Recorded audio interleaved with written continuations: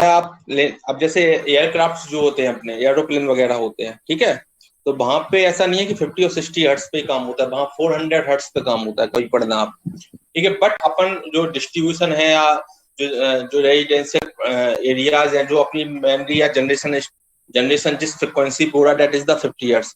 उसके पीछे का रीजन इलेक्ट्रिकल नहीं है बट मैकेनिकल रीजन है उसके पीछे का, ठीक है, वो बताते हैं।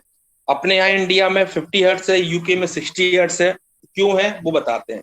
क्या होता है, इलेक्ट्रिसिटी जनरेट कैसे होती है, इलेक्ट्रिसिटी जनरेट कैसे होती है आपको पता है? Yes sir, turbine sir, turbine के थ्रू। यस, बिल्कुल सही। या उस पे आप हीट स्टीम डाल दो या वाटर डाल दो, ऐसे कुछ ना कुछ आप कुछ डालते हो, देन वो टरबाइन घूमती है। टरबाइन घूमने के बाद वो कपल्ड होती है जनरेटर से, देन इलेक्ट्रिसिटी अपन को वोल्टेज मिल जाता है। यस, यही है ना कंडीशन। उसके बाद फिर ट्रांसमिशन होता है ट्रांसफार्मर लगा के, और फिर डिस्ट्रीब्यूशन हो जाता है। अब जो अवेलेबल अपने यहाँ टरबाइन है, अवेलेबल टरबाइन मतलब जिनकी मैक्सिमम इफिशियंसी, क्या होता है, पूरे पावर प्लांट की इफिशियंसी मेजर की जाती है। क्या की जाती है? पूरे पावर प्लांट की मैक्सिमम इफिशियंसी को मेजर किया जाता है। तो इफिशियंसी क्या होता है, एडअप होती जाती है। जैसे कि आपकी पहले सबसे पहले टरबाइन की इफिशियंसी होगी, फिर जनरेटर की इफिशियंसी होगी, फिर आपकी ट्रांसफार्मर की भी इफिशियंसी होगी। तो वहां पे जो मोस्ट कन्वर्जन इफिशियंसी है वो आपकी टरबाइन की होती है, ठीक है।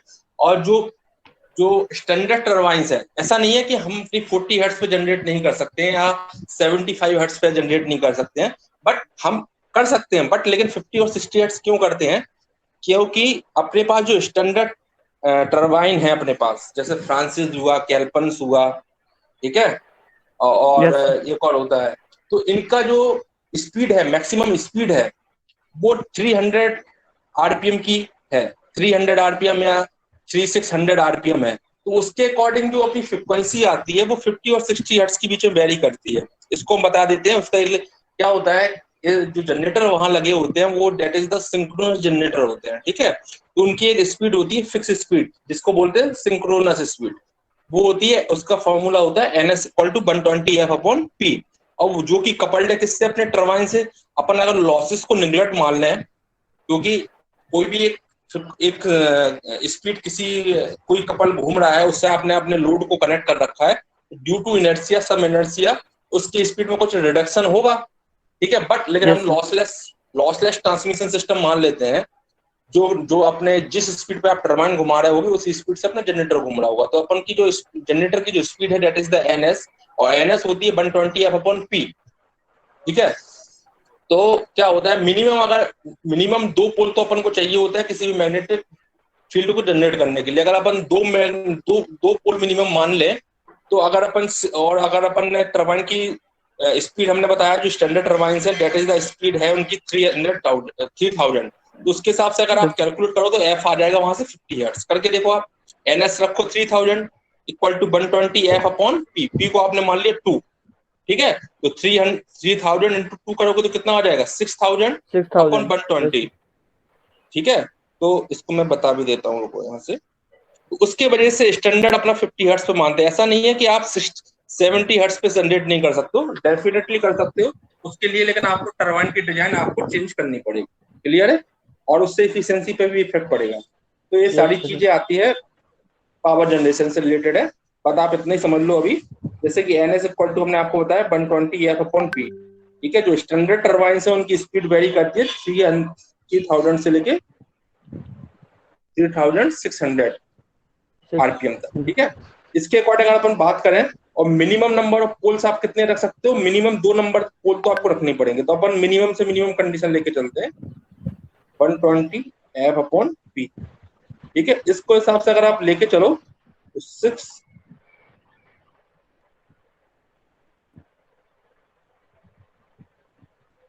आ गया ना, 50। ऐसे ही आप 3600 को लेके चलोगे तो 60 हर्ट्ज आ जाता है। तो ये ऐसा नहीं है कि आप 40 हर्ट्ज पे जनरेट नहीं कर सकते हो, डेफिनेटली कर सकते हो।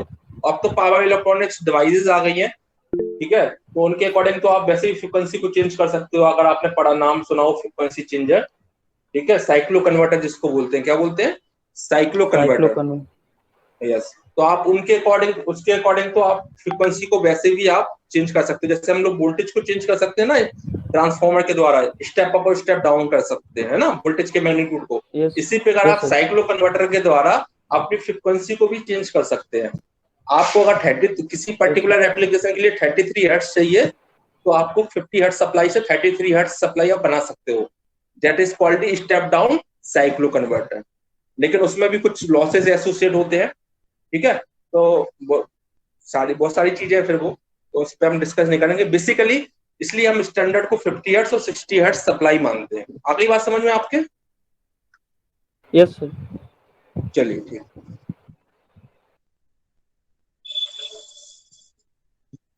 अच्छा क्वेश्चन था ये, आपको पता होना चाहिए, क्योंकि हम लोग लेते हैं ना 50 हर्ट्ज 60 हर्ट्ज की बात करते हैं, सही बात है। चलो आगे सभी लोग फिर स्टार्ट की जाए क्लास।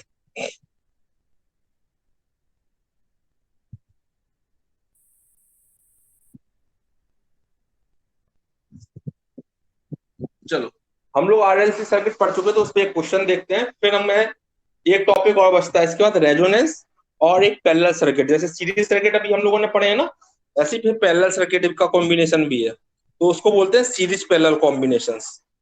ठीक है, तो एक टॉपिक वो बचेगा, ये यूनिट अपनी कंप्लीट हो जाएगी, तो मोस्ट प्रोबेबली इस वीक में अपनी ये कंप्लीट हो जाएगी यूनिट। ठीक है, तो एक क्वेश्चन हम देख लेते हैं। अपने को क्या पढ़ना है? अपन ने सीरीज सर्किट पढ़ लिया है ना, ठीक है। अब बचे हैं सीरीज पैरेलल कॉम्बिनेशन वाले, उनको कैसे सॉल्व करना है वो हम आपको बताते हैं। उसके बाद छोटा सा टॉपिक उसमें है रेजोनेंस। रेजोनेंस आप लोग जानते भी होंगे, है ना, ठीक है। तो रेजोनेंस भी हमें छोटा सा टॉपिक है, उस पर न्यूमेरिकल हमारा पेपर में बनता है कभी कभी, तो इस पर हम बात कर लेंगे, अपना ये यूनिट अपनी हो जाएगी कंप्लीट। लेकिन इससे पहले जो सीरीज पैरेलल कॉम्बिनेशन है, इससे पहले कुछ हम आपको चीजें बताएंगे कि कैसे हम अपने इम्पीडेंस या एडमिटेंस को, कौन है यार बाप, टाइम पे नहीं आते हैं, ठीक है। तो कैसे सीरीज पैरेलल कॉम्बिनेशन करने से पहले हम कुछ चीजें, आपने अभी हमने कई बार आपको नाम दिलाया होगा, पोलर फॉर्म, कॉम्प्लेक्स फॉर्म, याद आ रहा है कुछ? बार बार हम नाम लेते थे, इसको कॉम्प्लेक्स फॉर्म में कन्वर्ट कर लो, इसको पोलर फॉर्म में कन्वर्ट कर लो। तो उसके बारे में थोड़ा, उनका एडिशन मल्टीप्लिकेशन डिवीजन के ऑपरेशन कुछ होते हैं, वो हम देख लेंगे, ठीक है। तो चलो सबसे पहले हम बात करते हैं, अभी पहले हमने जो सीरीज सर्किट पढ़ा था उस पर क्वेश्चन कर लेते हैं, फिर देन उसके बाद हम आगे बढ़ते हैं, ठीक है। ओके, याद आ रहा है पुराना कुछ कि सब भूल गए अभी 4 दिन छुट्टी में? हेलो? Yes sir. ठीक है, चलो एक सर्किट है अपने पास, आरएलसी का सर्किट है, आर एल एंड सी, ठीक है। यहाँ पे अपन ने कुछ सप्लाई दे रखी है इनको, साइनोसोडियल, ठीक है। ए आर है, ए एल है, सी है। इसके अक्रॉस जो ड्रॉप है डेट इज द 25 वोल्ट। इसके अक्रॉस जो ड्रॉप है वो है 40 वोल्ट, ठीक है। इसके अक्रॉस जो ड्रॉप है that is the 55 volt. Clear? Clear है? आपको सी की वैल्यू यहाँ पे दी हुई है, सी की वैल्यू दी हुई है 20 माइक्रोफेरेड, ठीक है। और एक करंट की वैल्यू, यहाँ से करंट फ्लो कर रहा है, उसकी भी वैल्यू दे दी इन लोगों ने, आई इक्वल टू 0.345 एम्पियर। बात समझ में आया? एक आपके पास सीरीज सर्किट है जिसमें R L and C component जुड़े हुए हैं, उसको हमने एक सप्लाई से कनेक्ट कर रखा है, जिसका मैग्नीट्यूड V होगा और फ्रिक्वेंसी एफ हर्ट्ज है, इन्होंने दी नहीं है यहाँ पे, ठीक है। एफ हर्ट्ज है इनकी फ्रिक्वेंसी और मैग्नीट्यूड, ठीक है। तो और यहाँ से जब ये सप्लाई कनेक्ट की होगी तो करंट फ्लो करेगा, उस करंट की वैल्यू हमको दे दी, सी की वैल्यू दे दी। तो इन्होंने पूछा है क्वेश्चन में, फाइंड द अप्लाइड वोल्टेज, जो V है उसकी वैल्यू निकालनी है, ठीक है, and the power loss in the circuit, ये निकाल। कर सकते हो ट्राई ये? यस। चलिए करिए आप लोग। एक तो आपको अप्लाइड वोल्टेज निकालना है V, ठीक है, टोटल आपने कितना अप्लाइड किया होगा वोल्टेज वो निकालना है। दूसरा power loss in the circuit निकालना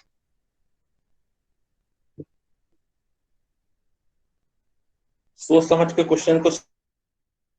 1.5 आ रहा। कैसे किया बताइए sir v equal under root V R square plus V L minus V C का होल स्क्वायर ऐसा करके। ठीक ठीक। पावर लॉस बताइए।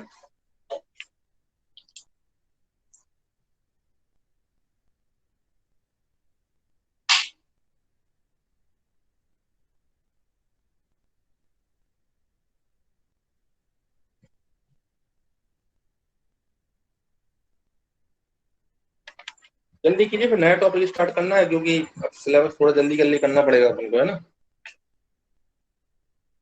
बीच में 15 दिन की छुट्टियां भी हो गई थी आपकी, 20 दिन की।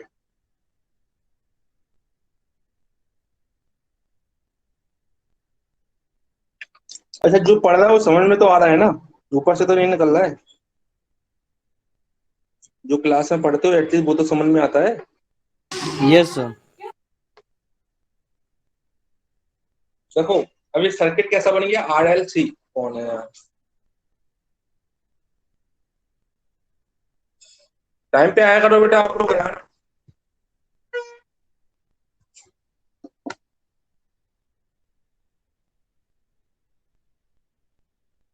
चलो, तो सबसे पहले RLC सर्किट के बारे में हम देखते हैं। तो अगर हम फेजर बनाना चाहें तो हम इसमें कॉमन क्या लेंगे, आई, क्योंकि तीनों में कॉमन क्या है, आई है। अरे यार आज सर तो वो पावर लॉस 8.62।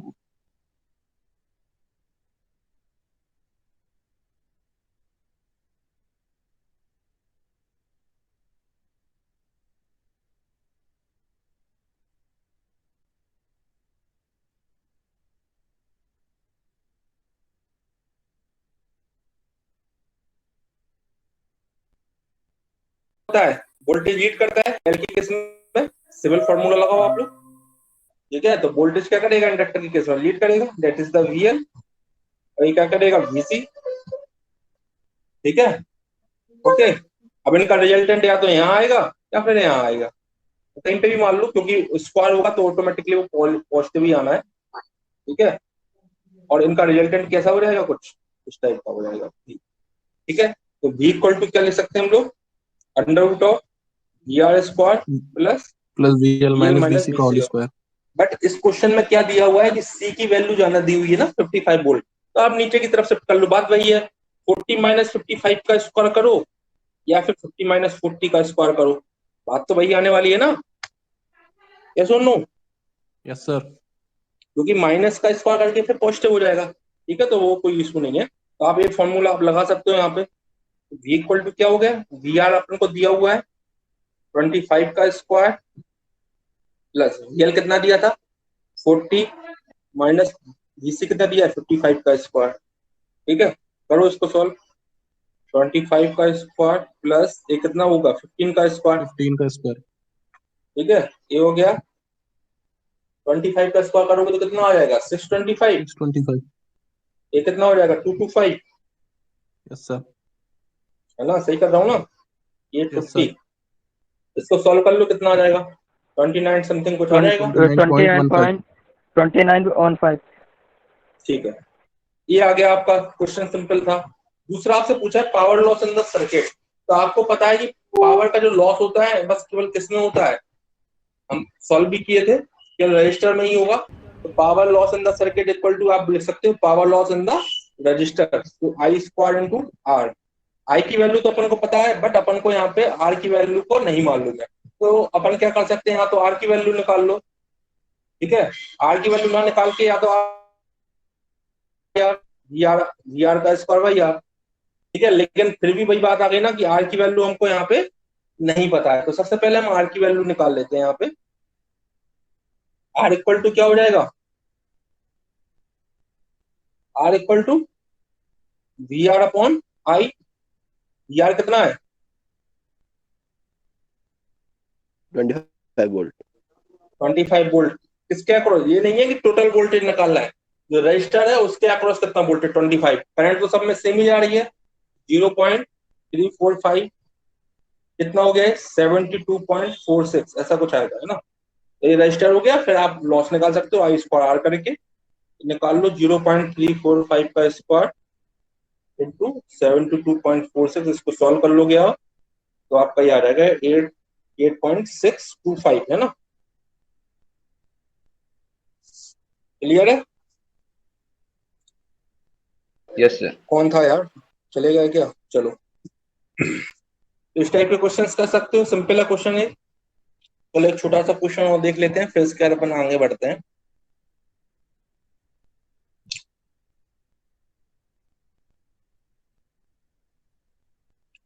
ये क्वेश्चन आपको हम असाइनमेंट में भी दे देंगे कुछ। चलो असाइनमेंट में दे देंगे, कर लेना आप लोग, ठीक है। ये क्वेश्चन सिंपल क्वेश्चन है।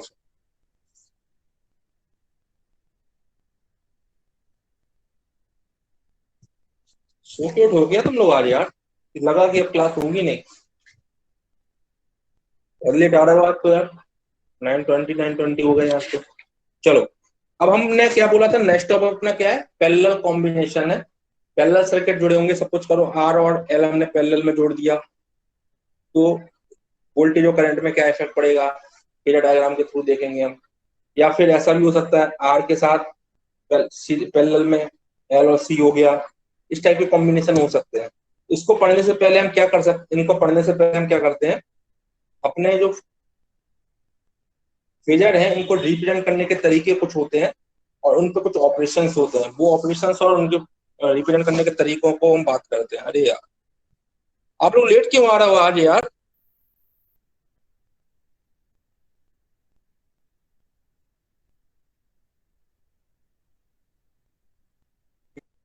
ठीक है, क्लियर है? तो हम उनको रिप्रेजेंट करने के तरीके को बात करते हैं, फेजर अपने फेजर रिप्रेजेंटेशन को। जैसे कि अभी हम आपको एक फेजर बना के दे रहे, सब कुछ करो इस टाइप का, या एक हमने मान लिया रिजल्टेंट करंट है, ठीक है, ये थीटा है, तो आप इसको दो कंपोनेंट में रिजोल्व कर देते कौन कौन से, हॉरिजॉन्टल और वर्टिकल कर सकते हो। यस ये सर। क्या हो जाएगा, हॉरिजॉन्टल कंपोनेंट क्या हो जाएगा इसका, cos theta. I cos of theta, I of yes cos sir. Theta.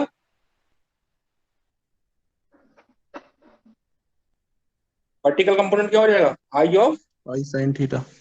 Sine theta. Clear, ये हो जाएगा। ठीक है, तो हम लोग दो दो फॉर्म तो जानते हैं किसी भी चीज को रिप्रेजेंट करने का, एक होता है कॉम्प्लेक्स फॉर्म और एक होता है पोलर फॉर्म। क्या होता है, पोलर फॉर्म। ठीक है, कॉम्प्लेक्स फॉर्म में कैसे रिप्रेजेंट करते हैं किसी क्वांटिटी को, ए प्लस आई वी के फॉर्म में, जानते हो ये तो, yes or no. Yes sir. और पोलर फॉर्म यस में सर। किससे रिप्रेजेंट करते हैं, एम एंगल ऑफ थीटा, मतलब मैग्नीट्यूड और उसका एंगल थीटा। अब कॉम्प्लेक्स से पोलर या पोलर से कॉम्प्लेक्स जाना सिंपल है, आप जानते हैं। अगर हमें मान लो कॉम्प्लेक्स से पोलर जाना है तो क्या करोगे, पोलर में हमें पता है क्या चाहिए हमको, मैग्नीट्यूड। तो मैग्नीट्यूड कैसे निकलेगा, under root of a a square plus b square. B v square square. ठीक है, और उसके बाद हमें थीटा चाहिए तो क्या निकलेगा, tan inverse of tan inverse B B upon upon A. A, B upon A. ठीक है, तो आपको एक तो चीज आपको पता है। अब आपसे मैंने बोल दिया अगर हमारे पास पोलर गिवन है और आपको कॉम्प्लेक्स में बदलना है तो क्या करोगे, आप ए इक्वल टू हो जाएगा आपका एम ऑफ कॉस थीटा और बी हो जाएगा आपका M of sine theta. Clear है? Yes clear sir. है? ठीक है, तो इस टाइप से हम अपने कॉम्प्लेक्स और पोलर फॉर्म को अदला बदली कर लेते हैं। अब इन्हीं में कुछ ऑपरेशंस आते हैं हमारे पास कि, कोई भी हमारे पास दो कॉम्प्लेक्स नंबर है उनको हम डायरेक्टली ऐड कर सकते हैं कि नहीं कर सकते हैं। ठीक है, या दो पोलर फॉर्म में उनको डायरेक्टली ऐड कर पाएंगे कि नहीं कर पाएंगे। तो इस टाइप की कुछ प्रॉब्लम हमारे पास फंस जाती है जब हम अपने कॉम्प्लेक्स सर्किट को सॉल्व करते हैं, तो उनके ऑपरेशंस को कुछ हम देखते हैं। ठीक है, तो हमारे पास होते हैं दो टाइप के, एक कॉम्प्लेक्स और एक पोलर। तो इन्हीं में कभी कभी क्या होता है कि इन्हीं को कभी कभी इनमें वैसे इनके दो फॉर्म और बढ़ जाते हैं। एक को नाम दे देते हैं हम लोग ट्रिग्नोमेट्रिक फॉर्म, और एक को नाम दे देते हैं अपने को एक्सपोनेंशियल फॉर्म। ठीक है, तो ट्रिग्नोमेट्रिक फॉर्म इज कुछ नहीं है आपका, बल्कि एक कॉम्प्लेक्स फॉर्म का ही पार्ट है। कैसे, देखो, जैसे मैं इसी चीज को बोल दूं, जैसे अभी मैंने अभी एक सर्किट ड्रॉ किया था, ये आई है, ये एंगल थीटा है। ठीक है, तो इसको हमने क्या बोला था, इसको हॉरिजॉन्टल कंपोनेंट में क्या दे दिया था,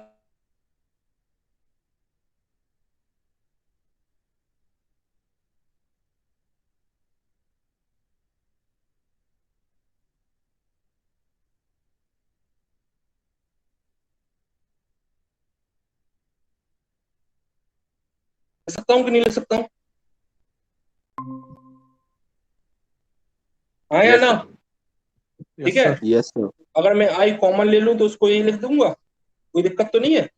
आई या जे जो भी लेना है, साइन थीटा, इसी को नाम दे देते हैं हम लोग ट्रिग्नोमेट्रिक फॉर्म। क्या दे देते हैं? Trigonometric form. तो trigonometric form is nothing but the one form of the complex representation. ठीक है, तो ट्रिग्नोमेट्रिक फॉर्म कुछ नहीं है, एक कॉम्प्लेक्स फॉर्म का ही एक फॉर्म है। ठीक है, तो कॉम्प्लेक्स फॉर्म से ही तो कंपेयर हो रहा है, तो देखो। ठीक है, एक ऐसा ही होता है exponential form.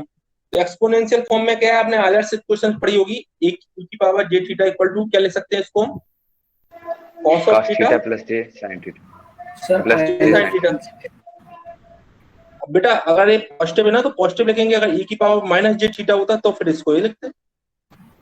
yes sir. Sir, math में इसको ठीक है, आयलर फॉर्म कहते हैं। क्या बोलते हैं इसको? Sir Euler form. हाँ भाई, मैं बोला ना आयलर इक्वेशन या आयलर फॉर्म। ठीक है, ठीक है, तो इसको अगर हमें हमें ये, अब ये हमें पता है एक तरह से क्या है, कॉम्प्लेक्स है, कॉम्प्लेक्स सर्किट की तरह। अभी हमने देखा था ना इसको, ट्रिग्नोमेट्रिक फंक्शन की तरह। ठीक है, अगर इसके साथ किसी चीज का मैग्नीट्यूड अगर साथ में जुड़ जाए, सपोज करो वोल्टेज का मैग्नीट्यूड साथ में जुड़ जाए, इस चीज को हम क्या ऐसे लिख सकते हैं, वी ऑफ ई की पावर जे थीटा। हाँ या ना? बिल्कुल sir. Yes sir. ठीक है, तो एक कुछ है नहीं एक्चुअली में, एक्सपोनेंशियल फॉर्म हो या कुछ हो इस टाइप का। अगर आपको मान लो क्वेश्चन दे दिया 5 ऑफ ई की पावर जे टू थीटा, आप समझ जाओगे ना इसका मतलब क्या होने वाला है, 5 of cos two theta plus I of 5 of sine to theta. Yes or no? तो जस्ट आपको पता होना चाहिए, इसको रिप्रेजेंट बस ऐसे करते हैं। ठीक है, तो चार टाइप के आपने देख लिया, complex, polar, trigonometric and exponential form. Clear है? अब इनमें कुछ ऑपरेशंस लगते हैं, क्या लगते हैं इनमें ऑपरेशन, कि इनका एडिशन कैसे होगा, सब्ट्रैक्शन कैसे होगा। जैसे चलो एक देखते हैं, एडिशन पहले हम देखते हैं। छोटी सी चीजें हैं, ज्यादा हेडेक वाली बातें नहीं है इसमें। ठीक है, और मजा भी आएगा आपको इन क्वेश्चनों में। एडिशन करना है, मान लो आपको दो कॉम्प्लेक्स नंबर दे दिए, आपको एक कॉम्प्लेक्स नंबर दे दिया ए प्लस आई बी, एक दे दिया आपको सी प्लस आई डी। आपको इनको दोनों को जोड़ना है, तो आप क्या करोगे, रियल पार्ट को एक तरफ रख लोगे, A plus C plus I of B plus D. ठीक है, कर सकते हो ना ये तो आप पता ही है। रियल पार्ट को एक साथ जोड़ लेते हैं, कॉम्प्लेक्स इमेजिनरी पार्ट को एक साथ जोड़ लेते हैं। क्या इसी चीज को हम ये बोल सकते हैं क्या, देखो ये आपका कौन सा कंपोनेंट होगा, बट हॉरिजॉन्टल कंपोनेंट होगा। ये क्या है आपका, किसी भी फिगर का हॉरिजॉन्टल कंपोनेंट है। बी आपका क्या है, किसी भी फिगर का वर्टिकल कंपोनेंट है। Yes or no? Yes sir. Yes sir. ठीक है, सी आपका क्या है, किसी भी फिगर का हॉरिजॉन्टल कंपोनेंट है। डी क्या है आपकी, किसी भी फिगर का वर्टिकल कंपोनेंट है। तो एक तरह से हम ये भी बोल सकते हैं कि हॉरिजॉन्टल कंपोनेंट एक तरफ रख लेते हैं, वर्टिकल कंपोनेंट एक तरफ रख लेते हैं। वो तो हम पहले भी जानते थे, जब हमने अपने फिगर डायग्राम को रिजॉल्व करना सीखा था। हमने एक सपोज करो इस टाइप का फिगर डायग्राम बना हुआ है, तो हमने क्या बोला था, इसको अपन क्या कर सकते हैं, अगर इसका रिजल्टेंट निकालना है तो आप क्या करो, इन दोनों फिगर को, इन दोनों को क्या कर सकते हो आप, एक हॉरिजॉन्टल कंपोनेंट में, वर्टिकल कंपोनेंट में रिजॉल्व कर लो, एक हॉरिजॉन्टल में कर लो। तो इस वाले को भी हॉरिजॉन्टल में कर लो, इसको वर्टिकल में कर लो। तो हॉरिजॉन्टल को एक साथ लिख के, वर्टिकल को एक साथ लिख के, उनका फिर हम रिजल्टेंट निकालते थे। याद आ रहा है? तो वो तो हम वैसे भी करते थे पहले। ठीक है, तो बात वही हो गई, या तो रियल पार्ट को एक साथ रख लो या हॉरिजॉन्टल कंपोनेंट को एक साथ रख लो। बात ठीक है। अब इसको कैसे कर सकते हो, इसका मैग्नीट्यूड कैसे निकलेगा, ए प्लस सी का square plus B plus D का स्क्वायर। सिंपल है। थीटा कैसे निकलेगा, tan inverse of B plus D upon A plus C. ठीक है, क्लियर है? Yes sir. ठीक है, तो कुछ है नहीं इनमें। अब क्या होता है कि जैसे हम आपसे बोल रहे हैं कि किसी दो दो चीजों को, दो फिगर का आपको मल्टीप्लिकेशन करना है, सपोज करो। ठीक है, एक इक्वेशन दी है आपको I1 equal to A1 plus J B1, और ये आपको दी है सपोज करो I2 equal to A2 plus J P2। हम इनको चाहते हैं कि इनका मल्टीप्लिकेशन आप करो। तो अब आप इनका मल्टीप्लिकेशन करने बैठोगे तो ये थोड़ा सा लेंदी हो सकता है।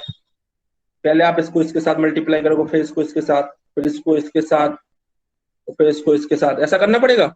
अभी तो ये दो टर्म है, सपोज करो आपके पास बहुत सारी टर्म आ जाए, अब थोड़ा कॉम्प्लेक्स लगने लगा होगा आपको। अब 4 टर्मों का एक साथ आपको चारों चीजों को मल्टीप्लाई करना है। कॉम्प्लेक्स लग रहा है कि नहीं लग रहा है? हाँ या ना? मैंने कहा कि 4 फेजर है अपने पास, 4 फेजर रिप्रेजेंटेशन है, I1 I2 I3 and I4। अब इनका मल्टीप्लिकेशन करना है, चारों करंट का मल्टीप्लिकेशन करना है, I1 into I2 into I3 into I4। अब आप करने बैठोगे तो कितने टर्म्स बन जाएंगे? इनको आपस में करोगे तो 4 टर्म तो ये बन गए। फिर इनके साथ इन 4 टर्म्स को फिर किसके साथ मल्टीप्लाई करोगे? इसके साथ करोगे। Yes or no? Yes sir. Yes sir. Yes, sir. फिर Yes, जो भी sir. आएगा उसके साथ फिर इसको करोगे कि नहीं करोगे? तो ये प्रोसेस क्या हो जाएगी, बहुत लंबी हो जाएगी और इनमें टाइम कंज्यूमिंग प्रोसेस है कि नहीं है? यस तो सर। इनको क्या कर लेते हैं सिंपल। अब कुछ तरीके होते हैं, इन्हीं को बोलते हैं कि हमें लॉजिक समझ में आना चाहिए कि हम क्या करें उस समय। तो हम क्या करें, जैसे सपोज करो I1 हमको दिया हुआ है A1 प्लस J B1, तो तुरंत हम इसको किस में कन्वर्ट कर लें? अपने पोलर फॉर्म में कन्वर्ट कर लें। किस में कन्वर्ट कर लें? एक्सपोनेंशियल या पोलर फॉर्म में कन्वर्ट कर लें। अब इसको अगर हम पोलर फॉर्म में कन्वर्ट कर लेते हैं तो कुछ इस टाइप का कुछ मिल जाएगा हमको, I1 angle of θ1। Yes or no? Suppose करो I2 आपके पास दिया हुआ था A2 प्लस JB2, इसको आपने कन्वर्ट कर लिया तो क्या मिल गया? I2 into θ2। ऐसे सपोज करो तीसरी करंट भी आपको दी थी तो क्या मिल गया आपको? JB3 equal to I3 into θ3। अब मैंने बोला है कि इनको आपको क्या करना है? मल्टीप्लाई करना है। इसको स्मॉल में लिख लो, कंफ्यूजन हो जाएगा यहाँ। Small I1 small I2 small I3, ठीक है। हमने कहा इनका मल्टीप्लाई करना है, तो आप क्या करो, इनके जो मैग्नीट्यूड है इनका मल्टीप्लाई कर लो आपस में, I1 I2 I3, और जो एंगल्स हैं उनको ऐड कर दो। सिंपल है कि नहीं है? हो गया आपका आंसर। अगर आप Yes. चाहते हो कि इसको कॉम्प्लेक्स फॉर्म में लिखना है हमको फिर से दोबारा, तो आप क्या करो, जो भी इसका मैग्नीट्यूड पर्टिकुलर आया, एंगल आया, m of cos theta, m of sin theta. बात समझ में आई? नहीं आई अभी? Yes sir. तो कभी भी किसी भी चीज को मल्टीप्लाई करना है तो सबसे पहले आप क्या करो, उनको पोलर फॉर्म में कन्वर्ट कर लो। क्या किस में कन्वर्ट कर लो? पोलर फॉर्म में कन्वर्ट करने की कोशिश किया करो, उससे आपका मल्टीप्लिकेशन क्या हो जाएगा? इजी हो जाएगा, ठीक है। जैसे अभी हमने आपको इससे पहले क्या सिखाया था? एडिशन। एडिशन के लिए आप क्या किया करो, कॉम्प्लेक्स फॉर्म को ही रखा करो। क्यों रखा करो? अब सपोज करो आपको मैंने दे दिया कोई एक कॉम्प्लेक्स एक polar form m1 θ1 plus m2 θ2, इनको आप डायरेक्टली ऐड करो, तो आप इनको डायरेक्टली ऐड नहीं कर सकते हो, तो आप इनको क्या करना पड़ेगा? पहले कॉम्प्लेक्स फॉर्म में कन्वर्ट करना पड़ेगा। तो जब भी एडिशन करना है तो पहले कॉम्प्लेक्स फॉर्म को प्रेफर करेंगे हम। अगर हमें मल्टीप्लिकेशन करना है या डिवीजन करना है तो हम किसको प्रेफर करेंगे? पोलर फॉर्म को, ठीक है। सिमिलरली अगर हमको डिवीजन करना होता, सपोज करो I1 अपॉन I2 करना होता, I1 की वैल्यू अपन को दी हुई है A1 plus J IV1 upon A2 plus IV2, ये दी हुई है मान लो अपन को। अब आप क्या करोगे, इनको आपको डिवाइड करना है, तो आप क्या करोगे? अब ये डिवाइड तो हो नहीं सकता है, ये डिवाइड तो हो नहीं सकता। अगर आप वैसे करना चाहोगे तो क्या करोगे? आप इस टाइप से बढ़ो, इस टाइप से चेंज करोगे, फिर इनका मल्टीप्लाई करोगे, फिर इसका करोगे, फिर वो दुनिया भर की बातें करोगे। तो आप सिंपल क्या करो, इनको सिंपल कॉम्प्लेक्स फॉर्म से पोलर फॉर्म कन्वर्ट कर लो। तो एक आ गया आपका m1 θ1 अपॉन m2 θ2। अब क्या करो, जो मैग्नीट्यूड है उनको आपस में डिवाइड कर दो, और जो एंगल्स है उनको क्या कर दो, ऊपर नीचे वाला एंगल ऊपर जाएगा तो माइनस में चला जाएगा, माइनस कर। मल्टीप्लिकेशन में डायरेक्टली ऐड हो जाते हैं एंगल, डिवीजन में सब्ट्रैक्ट हो जाते हैं एंगल। क्लियर है? क्लियर है? अब आपके बाद पूछता है वो कि नहीं भैया हमको तो कॉम्प्लेक्स फॉर्म में ही आंसर चाहिए, क्योंकि हमारे कॉम्प्लेक्स फॉर्म में दिए थे सारी चीजें। कुछ नहीं है, एक मैग्नीट्यूड बन जाएगा, सपोज को 10/5 2 बन गया, एक पर्टिकुलर कोई मैग्नीट्यूड बना, पर्टिकुलर कोई एंगल बना, आप फिर जानते हैं तो क्या करो, m cos theta a equal to m cos theta, b equal to m of sin theta लिख दो आप, फिर a प्लस आई बी के फॉर्म में लिख दो। ठीक है? क्लियर है? क्लियर है? तो आपने 4 ऑपरेशन देख लिया अभी। एडिशन, सब्ट्रैक्शन भी वही होता है, addition, subtraction, multiplication and division, 4 हो गए आपके। अब 2 चीजें और बनती हैं आपकी, क्या बनती है? सपोज करो कुछ आपको इस टाइप से दिया हुआ है, पहले तो इतना समझ में आ गया, अभी एक क्वेश्चन भी कर लेंगे, आप परेशान मत होना। अब कभी आपको पावर्स मिल गई, तो पावर्स मिल गई तो सपोज करो आपसे मैंने बोल दिया a प्लस आई बी की पावर 10 करना है। अब कितनी बड़ी बात हो गई है, तो हम पागल हो जाएंगे करते करते, हो जाएगी कि नहीं हो जाएंगे? इसको खोलते रहो आप। ये हमने बोल दिया a प्लस आई बी की पावर 2 है 3 है, तब तो ठीक है, लेकिन हमने बोल दिया 10 है 5 है 6 है, तो फिर बहुत प्रॉब्लम वाली बात आ जाती है। तो इसको फिर से हम क्या करते हैं, मैं इसको पोलर फॉर्म में कन्वर्ट करते हैं, m एंगल ऑफ थीटा की पावर 10। ठीक है, क्लियर है? Yes, ठीक sir. है, अब क्या करेंगे, इसको m को तो 10 बार रहेगा, ठीक है, और जो थीटा है थीटा 1 थीटा 2 ऐसे 10 टाइम्स, या इसको बोल सकते हैं 10 थीटा डायरेक्ट कर देंगे। क्या कर देंगे, 10 टाइम्स ऑफ थीटा। ये सिंपल हो गया कि नहीं हो गया? इसको कैलकुलेशन आपकी बची कि नहीं बची? जैसे आपको एक क्वेश्चन दे दें हम आपको 3 एंगल ऑफ 10 की पावर 3, इसको आप करिए, या हम इस टाइप से क्वेश्चन दे देते हैं आपको, रुको इस टाइप से नहीं, आपको मान लो क्वेश्चन दे देते हम 3 प्लस J4 की पावर 4। अब आपको इसको सॉल्व करना है, तो ये थोड़ा सा आपको कॉम्प्लेक्स हो जाता है। क्यों?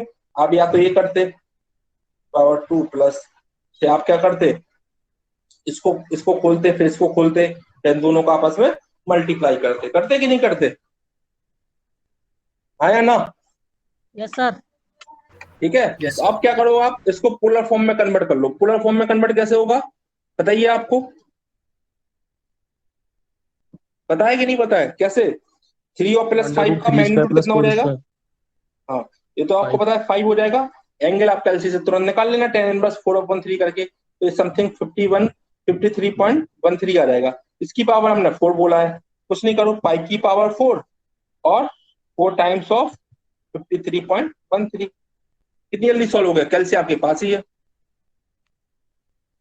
5 की पावर 4 कर दो कितना आ जाएगा, 625, 62 और इसको मल्टीप्लाई कर दो 4 टाइम्स ऑफ 53.13, हो गया सिंपल। अब हमने कहा नहीं सर, हमें तो भैया वैसे ही चाहिए, अपने कॉम्प्लेक्स फॉर्म में चाहिए। कुछ नहीं करो आप, 625 cos of 212.52 plus I of 625 sine of 212.52, calci आपके पास है, आधे मिनट के अंदर आपका आंसर आ जाएगा। ठीक है, तो आपको क्या करना है, कैलकुलेशन से बचना है, तो आप इजिली अपने आप से कन्वर्ट कर सकते हो, complex to polar, polar to complex. Clear है? क्लियर है? Yes sir. ठीक है, ऐसे ही आपको एक मैंने पावर बताया, ऐसे ही आपके पास अंडर रूट आ रहा है, तो क्या करोगे आप? अक्षय, हेलो अक्षय, मेरी बात सुन रहे हो? आवाज Yes, आ रही है sir. अक्षय? क्या Yes, क्लास sir. देखने आए थे, हो रही है कि नहीं हो रही है? क्यों अक्षय? सर आज पहली बार लेट हो गया, सॉरी। नहीं, वो तो मुझे ऐसा लगा कि तुम क्लास चेक करने आए हो, शायद हो रही है कि नहीं हो रही है, देख लेते हैं नहीं बीच सर, में नहीं करके। सर, पता था सर, वो अच्छा, 9:20 से ज्वाइन कर रहा था। तो फिर क्यों नहीं हुए बेटा? अब तो क्लास एंड होने वाली है, तब आप ज्वाइन कर जाओगे। चलो, sorry sir. Roots of phasor. अब सपोज करो आपके पास एक क्वेश्चन है 5 एंगल ऑफ 20 की पावर 1/4 करना है। ये बड़ा अब ये बड़ी दिक्कत वाली बात हो गई। या फिर पिछले क्वेश्चन को देख लो, पिछला क्वेश्चन क्या था हमारा, आपको अगर इस टाइप का हमने दे दिया 3 प्लस J4 की पावर 1/4। अब आप इसको करो जल्दी से, तुरंत पोलर फॉर्म में कन्वर्ट करो, जैसे कि अभी हमने कन्वर्ट किया था। ठीक है, इसकी पावर कर दो 1/4, तो कैलसी आपके पास है। और यहाँ पे जो एंगल है, अभी अपन ने क्या किया था, मल्टीप्लाई किया था 4 से। ठीक है, यहाँ पे भी आप मल्टीप्लाई कर दो, या उसी को बोलते हैं डिवाइड कर दो, तो क्या हो जाएगा 53.13 एंगल डिवाइड बाई 4, जो भी आंसर है यहाँ पे। सिंपल है कि नहीं है? सिंपल है। Yes sir. जैसे कि हम आपसे क्वेश्चन पूछ लें अभी तुरंत, 6 एंगल ऑफ 20 डिग्री की पावर 1/4, कितना आंसर आएगा? 1 मिनट में जल्दी बता दो। 6 power 1/4 6 की angle power 5 1/4 angle angle 20 5। Degree upon 4 5। तो जो भी आप इसका मैग्नीट्यूड कैलसी तुरंत निकाल के, और एंगल कितना आ जाएगा 5 डिग्री। ठीक है, कर सकते हो, सिंपल है। ऐसे ही अगर आपको हमने बोल दिया 4 एंगल ऑफ 20 डिग्री की पावर 4, क्या होगा इसका आंसर? 4 की पावर 4 एंगल 80। एंगल 80, 256 आ जाएगा कुछ ना?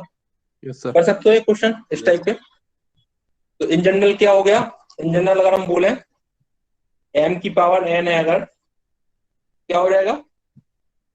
m की पावर n है, मतलब m क्या है अपना, m एंगल थीटा की पावर अगर n है तो क्या हो जाएगा इन जनरल? m की power n angle of n theta. Yes or no? Yes sir. और अगर आपके पास इन जनरल क्या है, m एंगल ऑफ थीटा की पावर 1/n, तो क्या हो जाएगा? m की power 1/n theta by n। ठीक है, ठीक है, ये चीजें आप नोट कर लो, दो जोन चीजें। अब छोटे छोटे क्वेश्चन है, इन पर जल्दी से सॉल्व करते हैं। सिंपल है ना ये चीजें, कोई डिफिकल्ट तो है नहीं। चलो, तो आपको क्वेश्चन हम करवाते हैं। माइनस में है तो क्या प्रॉब्लम, बताओ कोई क्वेश्चन बताओ कैसे कह रहे हो। आपने बोला 5 एंगल ऑफ 20 डिग्री ऑफ -4, ऐसा कह रहा हो ना? Yes sir. क्या करोगे इसको? पावर में माइनस कर देंगे। माइनस कर देना, और एंगल जो होगा -80 डिग्री आ जाएगा। -80 डिग्री तो आ सकता है, कोई इशू तो है नहीं उसमें। ठीक है, इन जनरल आपको मैंने बोल दिया, जब m की power m angle theta of n equal to m की power n angle of n theta, n कुछ भी हो उसके साथ में मल्टीप्लाई हो जाएगा, क्या दिक्कत है? ठीक है, यस सर। ओके, चलो चलो, तो कुछ क्वेश्चन कर लिए रहे फिर जल्दी जल्दी, आप लोग जल्दी जल्दी आंसर बताना फिर।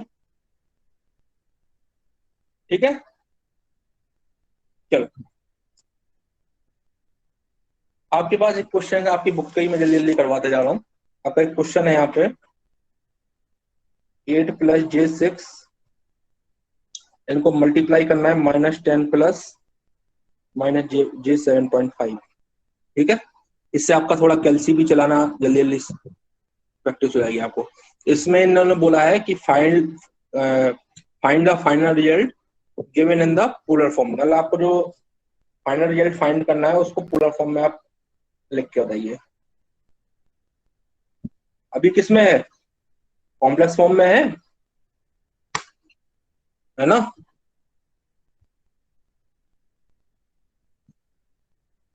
तो अब इसको सॉल्व करने के 2 तरीके हैं आपके पास। चलो आप लोग पहले आंसर बताओ, फिर बताओ।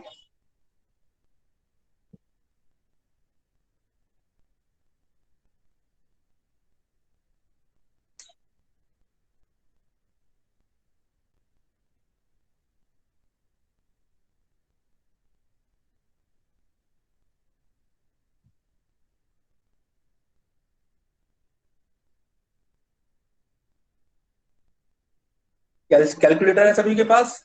कैलकुलेटर रख लो भाई, और जिसको प्रॉब्लम होती है चलाने में या कुछ समझ में नहीं आता है तो वो भी पूछ सकता है।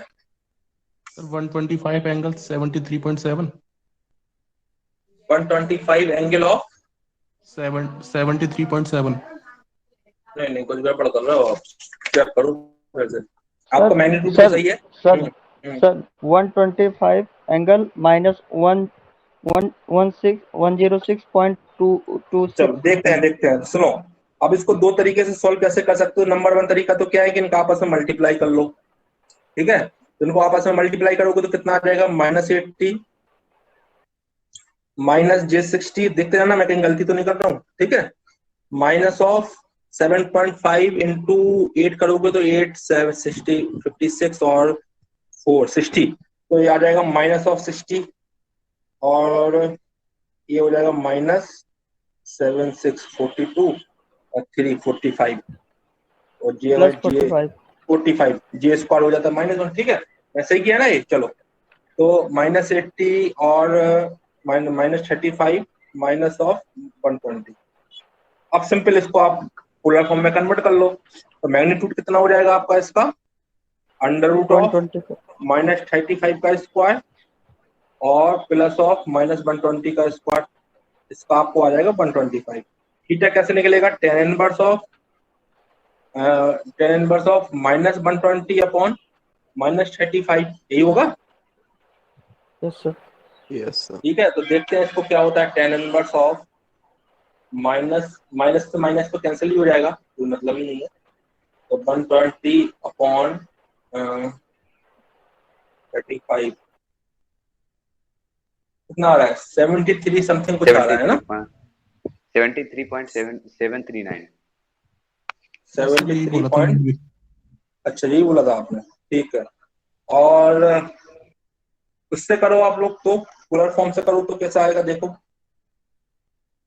यही आ रहा है सर। यही आ रहा है, यस यस सर। सर। चलो और ठीक। सर वो उससे 2 लाइन में ही हो गया। पोलर फॉर्म से कन्वर्ट करने पे ना, यस सर। Yes sir. हाँ अगर मान लो ये आपको 3 क्वांटिटी दे देता तो डिफिकल्ट हो जाता मल्टीप्लाई करने में आपको, है ना? तो वो तो है, अच्छा ही है। आप इसको क्वेश्चन को सॉल्व करो। 20 प्लस j ऑफ 30, इनको मल्टीप्लाई करना है आपको। फाइनल आंसर जल्दी बताओ। और इसको आपको नंबर 1 पोलर फॉर्म में भी लिखना है फाइनल आंसर को, और दूसरा कॉम्प्लेक्स फॉर्म में भी लिखना है। ठीक है, जो भी आपका इसका रिजल्टेंट फाइनल आंसर आने वाला है, मान लो फाइनल आंसर आ रहा है आपका ए, तो उसको आपको पोलर फॉर्म में भी कन्वर्ट करना है और कॉम्प्लेक्स फॉर्म में भी लिखना है। ठीक है, चलो जल्दी करो ये क्वेश्चन।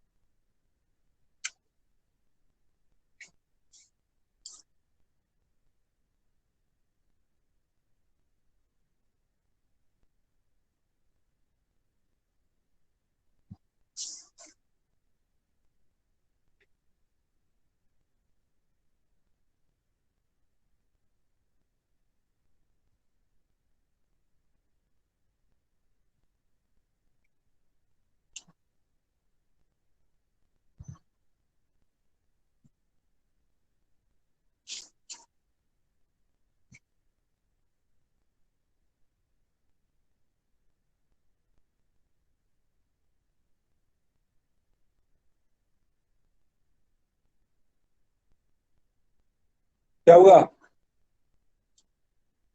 Sir 901.25 angle 109.06। कितना है? 901 25 हम्म, एंगल 109.06।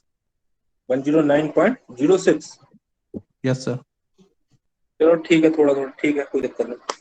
अब आपको मैं इससे, अब 2 तरीके थे इसको, मैंने बोला था पोलर फॉर्म में भी कन्वर्ट करना है, कॉम्प्लेक्स। पहले आपने क्या किया, इनको आपस में पोलर में कन्वर्ट कर लिया होगा, है ना? Yes sir. ऐसे ही किया गया।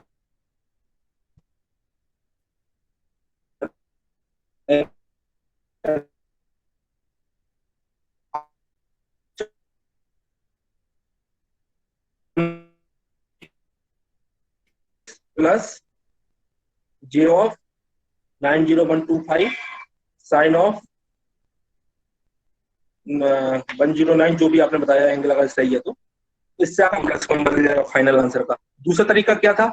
सिंपल मल्टीप्लाई करते तो कॉम्प्लेक्स तो वैसे ही बन जाता आपका, जैसे कि क्या था, वो आपके ऊपर है, आपकी एप्टीट्यूड पर डिपेंड करता है कि आप किस चीज को कहाँ पे जल्दी से पिकअप कर रहे हो। ठीक है, तो 15 × 20 करो तो कितना हो जाता है, जल्दी बताओ। 300। 300, ठीक है। प्लस इसका हो जाएगा j 400, है ना? प्लस j 450 और ये माइनस हो जाएगा 600। तो इसको आप अगर ऐसा सॉल्व कर तो ये भी आपका बात तो वही आ गई।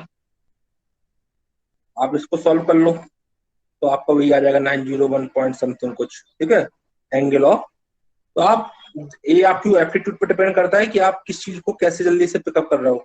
ठीक है, अगर 2 क्वांटिटी है तो आपको कॉम्प्लेक्स को पोलर में बदलना है या नहीं बदलना है, देख लो अपने हिसाब से आप। ठीक है, सिंपल अगर हो रहा है तो ठीक है, और फिर आंसर, फाइनल आंसर कैसे में पूछा है उस पर भी डिपेंड करता है। क्लियर है बात? लेकिन हाँ, अगर अगर आपके पास क्वेश्चन डिवाइड का है तो सर, डेफिनेटली सर। आप पहले पोलर फॉर्म में, हाँ सर सर वो जो आपने अभी 73 पॉइंट समथिंग करके आया था सर, बट उसका आंसर -106.26 आना चाहिए। माइनस कितना? 106.26। क्यों भाई, कैसे आ रहा है? कुछ गड़बड़ किए क्या अपन? नहीं सर, जैसे आप 73 निकालने 73 पॉइंट समथिंग आता है, तो बट ये तो हम सर अगर इसका हम उसमें जाए थीटा माइनस पाई करेंगे ना, अगर कॉम्प्लेक्स प्लेन में जा रहे हैं तो थीटा उससे माइनस पाई हाँ सर थर्ड में वेरी करेगा, तो उससे जो हाँ, करेक्ट वो आंसर ठीक है, आएगा। वो आपके हिसाब से ठीक है। हाँ। जब उसको हम उसके हिसाब से बदलेंगे, अगर हमारे पास अगर एक पोलर फॉर्म, सॉरी क्या बोल रहे हैं, अपने पास अगर फेजर डायग्राम बना होता उस समय, तो फिर आप यस सर। डेफिनेटली उसको उस हिसाब से कन्वर्ट करके आप लिखते। बट अभी हमें यहाँ पे वो उतनी लिखने की जरूरत नहीं है, क्योंकि हमसे सीधा सिंपल मैग्नीट्यूड की बात की गई है यहाँ पे, ठीक है। तो यस आप सर। वैसे भी कर सकते हो, डेफिनेटली आप पहले इसका फेजर बना के आप करोगे तो डेफिनेटली 180 तो ऐड हो रही, क्योंकि वो माइनस में दिया हुआ है दोनों टर्म्स को, ठीक है। कर लेंगे उसको भी अपन, अभी सर और इस देखते हैं क्वेश्चन अभी। में एंगल कितना होगा? Yes sir. एंगल आप लोगों ने तो बताया 109 समथिंग कुछ आ रहा है, कितना आ रहा है? सर मेरा 10.213 आ रहा है। अरे ऐसा नहीं कहो यार, कैसे गड़बड़ कर रहे हो तुम लोग यार। 10 पॉइंट, नहीं 10 पॉइंट तो आने वाला ही नहीं है, नहीं आएगा। क्योंकि आप खुद ही देखो, यहाँ से अगर आप उनके मैग्नीट्यूड निकालो ना, एंगल 10 इनवर्स ऑफ 20/15 ये आएगा, प्लस 10 इनवर्स ऑफ 30/20, और ये दोनों किससे, सर 1 से 1 है, 1 से ग्रेटर है, तो 45 डिग्री से तो ग्रेटर आने ही आने वाले हैं ये लोग, एंगल जो भी आएगा सर थीटा यस 1, सर। तो 90 के ऊपर तो आना ही आना है, आंसर तो पक्का है। 45 सर क्योंकि ये दोनों दोनों क्वांटिटी 1 से 1 है, और 10 इनवर्स 1 45 होता ही है ना? Yes or no? Yes sir yes sir. तो यस सर। डेफिनेटली 90 से ग्रेटर आएगा, 10 आप जो भी निकाल रहे हो वो गलत है। Yes sir yes sir. ये तो जनरल आईक्यू है, अपने हिसाब से कर सकते हो। चलो, मैं कह रहा हूँ कि अगर आपके पास डिवीजन का कंसेप्ट आता है, डिवीजन अगर आपको करना होता है, तो फिर आप क्या करो, क्योंकि वहां पे हमें रैशनलाइज करना पड़ेगा। अगर डिवीजन का कहीं अगर कॉम्प्लेक्स में दे दिया, तो अगर हम उसको अगर डिवाइड करके बोल रहा है हमसे फाइनल आंसर निकालने को, तो वो डेफिनेटली हमको रैशनलाइज करना पड़ेगा। तो रैशनलाइज करने से अच्छा है कि हम उसको पोलर फॉर्म में कन्वर्ट कर लें और फिर क्वेश्चन को सॉल्व कर लें। चलो क्वेश्चन देखते हैं। जैसे कि क्वेश्चन हमको दिया है 6+J7 डिवाइडेड बाई 5+J3। इसको हमसे पूछा गया है कि इसका हम मैग्नीट्यूड और एंगल निकालिए। तो आप क्या करोगे, अगर आप इसको क्वेश्चन को देखते हो यहाँ से, अगर हम इसको पोलर में कन्वर्ट ना करें, तो मैं डेफिनेटली यहाँ पे रैशनलाइज करना पड़ेगा, और फिर वो कॉम्प्लेक्स कंडीशन बन जाती है सॉल्व करने के लिए, ठीक है। तो आप क्या कर सकते हो यहाँ पे, आप इससे अच्छा है कि आप इसको क्या कर लो, कॉम्प्लेक्स में पोलर में कन्वर्ट कर लो। मेरी बात समझ में आ रही है कि नहीं आ रही है, मैं क्या कहना चाह रहा हूँ?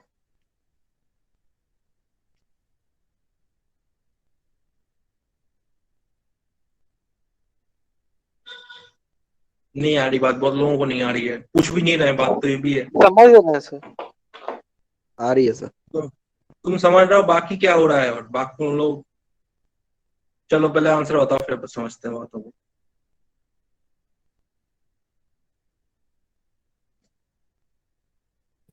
तो 1.58 एंगल 18.13। एक सेकंड, आंसर आपका कितना आ रहा है बेटा इसका, फोर्थ वाले का? 1.58 तो मैग्नीट्यूड आ रहा है सर, हम्म और एंगल आ रहा है 18.3। चलो 4 आ रहा यस है सर। क्वेश्चन। चलो ठीक है, 4 चलता है सर। 18.44 है। चलो सॉल्व कर लेना जैसे।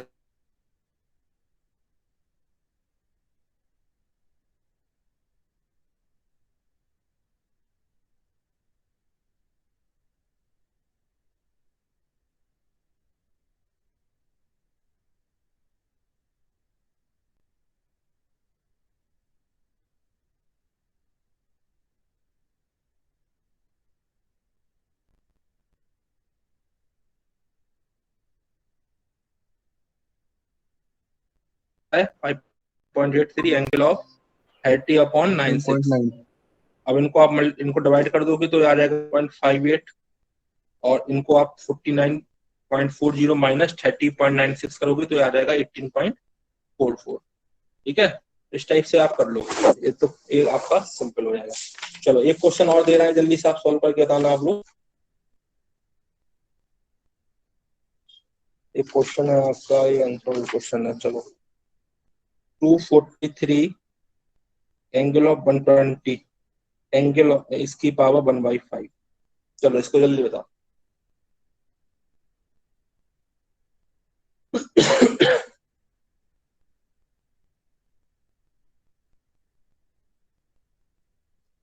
तो 243 की पावर 1/5 एंगल 24।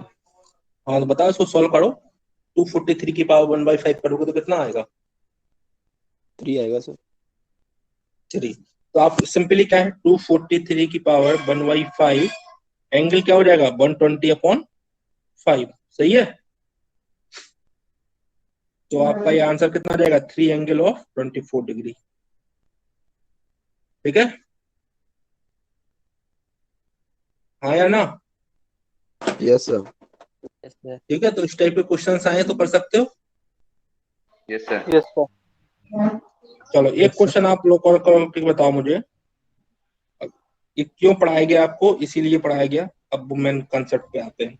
आपको दिया हुआ है कोई आपको एक रेजिस्टेंस है 10 ओम का और एक इंडक्टेंस है 15 मिली हेनरी का। ठीक है, जिसकी एक सर्किट में सीरीज में कनेक्ट है। ठीक है, तो इनके टोटल इम्पीडेंस को कैसे लिखेंगे, और सीरीज में कनेक्ट होने का जो सीरीज में एक्साइटेशन है उसकी सप्लाई फ्रीक्वेंसी है 50 हर्ट्ज। तो आपको इम्पीडेंस लिखना है Z इक्वल टू, कैसे लिखोगे आप इसको? मतलब आपको एक रेजिस्टेंस और इंडक्टेंस को सीरीज में कनेक्ट करना है।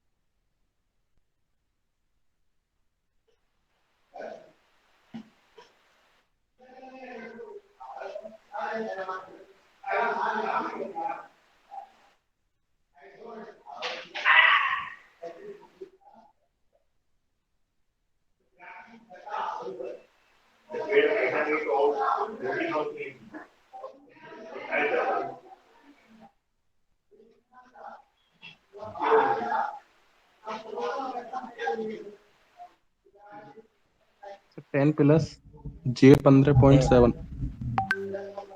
देखो क्या होगा R प्लस JX, क्योंकि हमने बताया था आपको जब भी यूनिट्स जुड़ती हैं तो वो सेम यूनिट में जुड़ती हैं। जैसे ये ओम में है, ये हेनरी में है, तो अगर आप जोड़ना चाहो तो ऐसे नहीं जुड़ जाएगा डायरेक्ट इंटू 10⁻³ क्योंकि ये हेनरी में है और ये ओम में है। इसको पहले आप किस में कन्वर्ट करोगे? ओम में। तो इसके रिएक्टेंस में कन्वर्ट करोगे तो एक्सएल इक्वल टू क्या होता है? Omega L 2 pi into F into L. L कितना है? 50 इंटू 10⁻³ इसको आप एक्सएल निकालोगे तो कितना आ जाएगा आपका? ये कितना है आपका? 15.7। 10.7। डेफिनेटली आप Z इक्वल टू क्या लिखोगे फिर? R प्लस जे एक्सएल। तो R की वैल्यू क्या है? 10 प्लस J ऑफ 15.7 ओम। ठीक है, और दूसरा तरीका क्या है लिखने का? पोलर फॉर्म में लिख लो, तो अंडर रूट ऑफ 10 का स्क्वायर प्लस 15.7 का स्क्वायर करो, कितना आ रहा है? 18.62। और थीटा कितना हो जाएगा? 10 इनवर्स ऑफ 15.7 अपॉन 10। तो एंगल 45 से ऊपर ही आएगा। कितना आ रहा है? 57.5 डिग्री। तो दूसरा तरीका इम्पीडेंस लिखने का क्या है? 18.62 एंगल ऑफ 57.5 डिग्री। ठीक है, कर सकते हो इस टाइप से।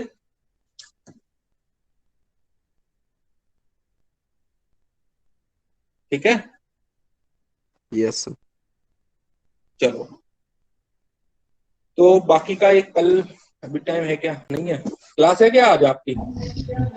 सर रिएक्टेंस 15.17 होना चाहिए सर। 15.17 देख लेना जो भी आ रहा हो आपका। नहीं सर, हो वो सकती है इतना ही ज्यादा। है, सेम है। अरे ठीक है, आएगा तो यहीं से ना, X L equal to omega L. इसको रखना है 3.14 इंटू एल, जो भी दिया हो आएगा तो यहीं से। ठीक है, देख लेना कैलकुलेशन में कहीं कोई दिक्कत है तो। ओके, चलो तो कल आपका एक टॉपिक बच रहा है जो कि कल और परसों में हम पूरा कंप्लीट कर देंगे, सीरीज पैरेलल या सीरीज पैरेलल सर्किट, और उसके बाद है फिर रेजोनेंस सर्किट। तो रेजोनेंस सर्किट तो आप पढ़ के आए होंगे सब, क्या होता है रेजोनेंस सर्किट अभी नहीं बता रहे हैं, बताएंगे, लेकिन आपसे जानना चाह रहे हैं क्या होता है रेजोनेंस सर्किट। रेजोनेंस सर्किट के बारे में क्या पढ़ा है आप लोगों ने? सर जहाँ एक्सएल बराबर सर ओमेगा एल एक्स होता है। अब एक्सएल इक्वल टू एक्सी। आपने इस टाइप के सर्किट के लिए पढ़ा, इस टाइप की सर्किट के लिए पढ़ा है ना। अगर हम आपको सर्किट कुछ इस टाइप का बना के दे दें तो क्या यही होगा क्या?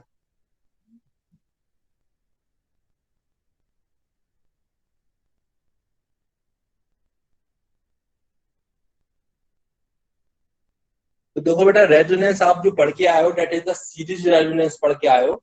अपने सिलेबस में सीरीज भी है, पैरेलल भी। वैसे रेजोनेंस फंडामेंटली 4 टाइप के होते हैं और होने को तो बहुत टाइप के होते हैं। ठीक है, depend on the circuit, circuit जैसा होगा रेजोनेंस उस टाइप से बन जाएगा। ठीक है, रेजोनेंस क्या होती है? एक फ्रिक्वेंसी होती है जहां पे वो क्या होता है, रेजोनेंस एक तरह से फ्रिक्वेंसी, एक पर्टिकुलर फ्रिक्वेंसी पे या तो वोल्टेज के मैग्नीट्यूड को बढ़ा देगा या फिर करंट के मैग्नीट्यूड को कम कर देगा, या करंट के मैग्नीट्यूड को बढ़ा देगा और वोल्टेज के मैग्नीट्यूड को कम कर देगा। जो हम लोग पढ़ के आए हैं फिजिक्स में, आप लोग जो पढ़ के आए हैं 12th लेवल तक, वो that is the series resonance. ठीक है, वहां पे आप एक्सएल इक्वल टू एक्सी करते थे, इम्पीडेंस हो जाता था आर के बराबर, करंट हो जाती थी पहले से कम, वोल्टेज बढ़ जाता था। इस टाइप से पढ़ के आए हो आप लोग, है ना। ठीक है, तो उसको बोलते थे सीरीज रेजोनेंस। लेकिन हमको यहाँ पे सीरीज के साथ साथ क्या पढ़ना है, पैरेलल रेजोनेंस पढ़ना है। और सबसे बड़ी बात है कि एक्सएल इक्वल टू एक्सी करते क्यों थे हम? बस हमें याद हो गया कि एक्सएल इक्वल टू एक्सी कर दो, क्यों भाई? सर टोटल वोल्टेज VR के बराबर हो जाता करने के लिए। नहीं, तो क्यों कर रहे हैं वो? हम टोटल वोल्टेज VR के बराबर क्यों करना चाह रहे हैं? एक्सएल इक्वल टू एक्सी क्यों कर रहे हो आप लोग? अब मैं आपको एक सर्किट दे दूं, इस टाइप का एक सर्किट दे दूं, चलो आप क्या इसमें भी एक्सएल इक्वल टू एक्सी करोगे?